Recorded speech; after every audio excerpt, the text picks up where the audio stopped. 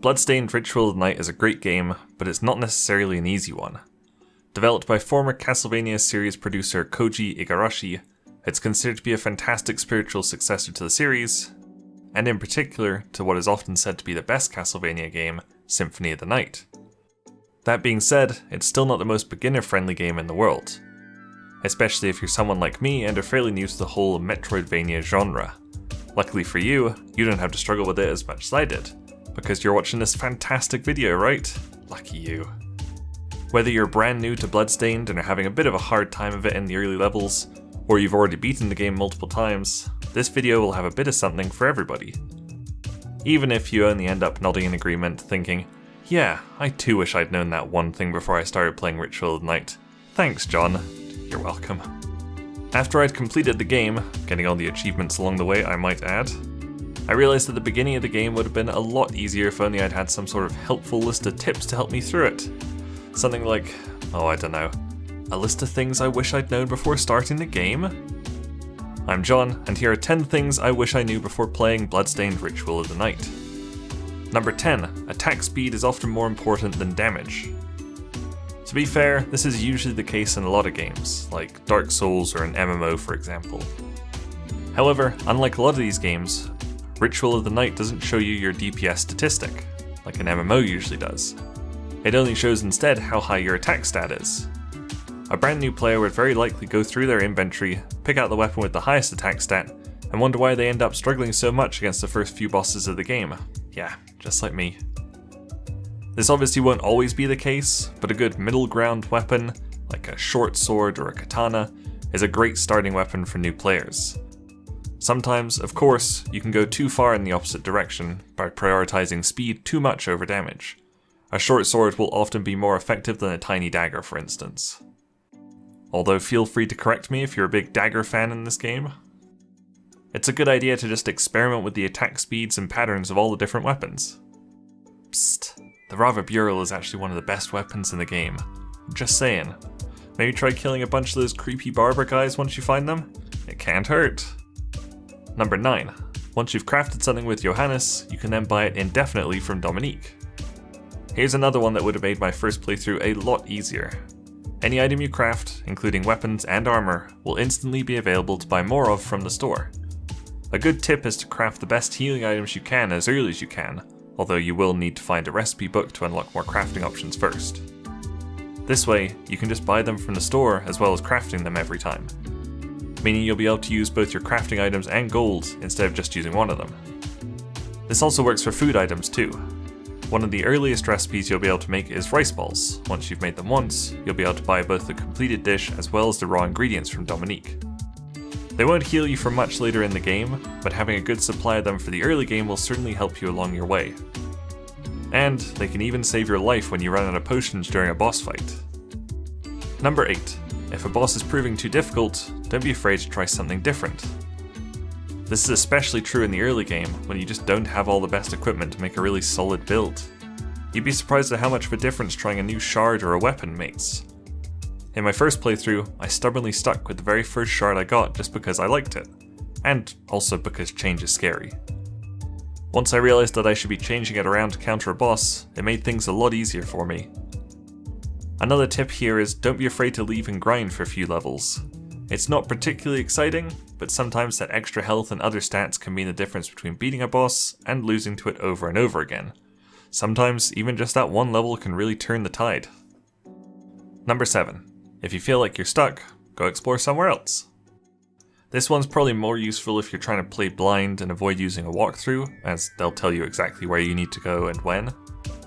There are quite a few points in Ritual of the Night where you'll reach a dead end, and if you don't look up what you're supposed to do next, you might end up being completely stuck for hours at a time, wandering blindly through the world trying to figure out where you need to be going. The game has several different ways to progress, including just exploring different zones, killing certain bosses, or even killing certain enemies. Maybe you'll even need a specific item or skill shard to drop. Which leads us on to number 6. Don't skip past enemies.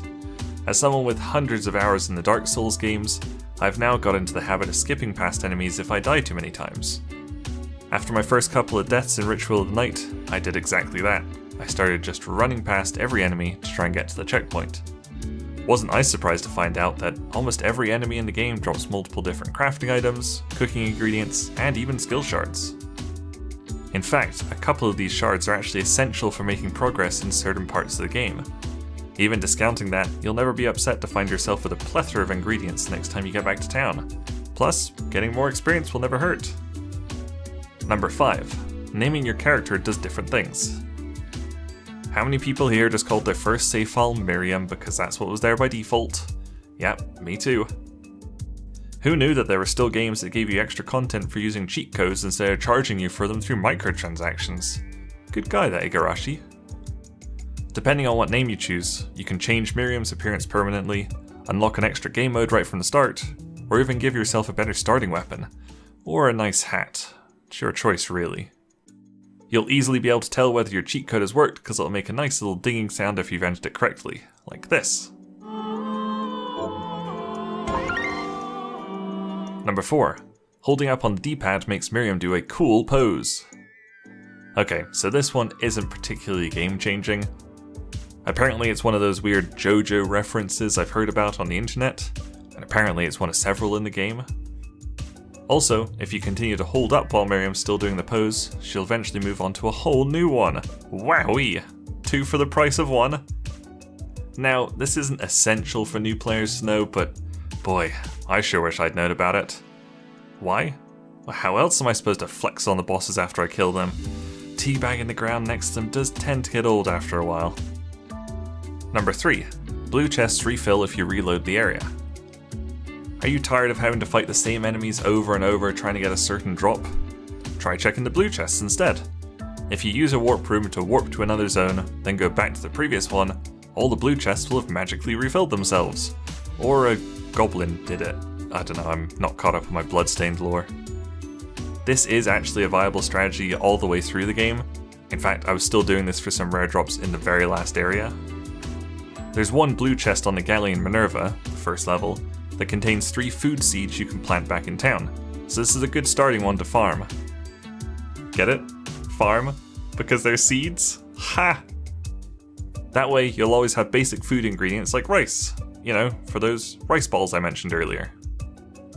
Number 2, waystones are really useful to have. Waystones are handy items that teleport you straight back to town without needing to find a warp room. Definitely try and keep 2 of these in your inventory at a minimum. You'll feel a lot safer with the max capacity of 9 with you, but if money's a bit tight, as it will be right at the start, having 2 will do just fine.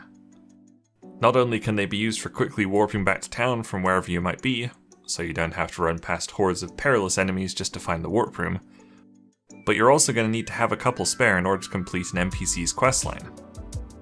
Again, this is another tip that's still valuable even in the later game, as warp points start getting few and far between later on. And number 1, save and warp rooms are almost always marked by a bookshelf. This final tip in particular would have saved me a whole bunch of stress for the first few levels of the game. So many times, I'd be low on health, out of healing items, frantically running through a brand new area, just trying desperately to find a save or warp point. Because, of course, if you die, you go back to when you last saved.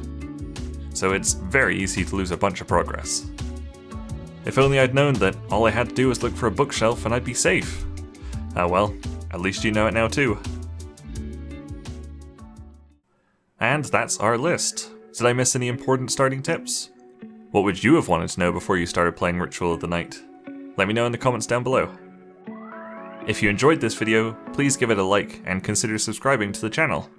Also click that little bell icon to get notifications because apparently if you don't, you'll never see any of my videos again. Thanks for that, YouTube. You can follow me on Twitter at @SirJohnSnow, and maybe, if you're feeling generous, pop on over to the old Patreon page at patreon.com/JaRDev. Couldn't hurt, eh? I've been John, and thanks for watching. Oh gee, I've been struggling so much with this game, but after watching this video, it all seems so easy now. Thanks, John.